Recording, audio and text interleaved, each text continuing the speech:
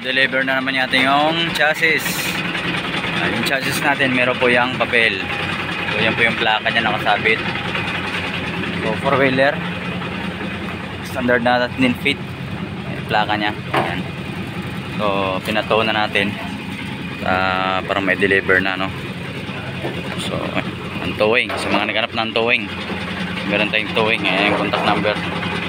Dial nyo lang yan. So ito Sun to Globe TM. So dahil nyo lang yun kapag kailangan nyo ng towing services. Ayan. So self load po yan, hindi po yan hila, no? Self load, ikakarga yung unit nyo.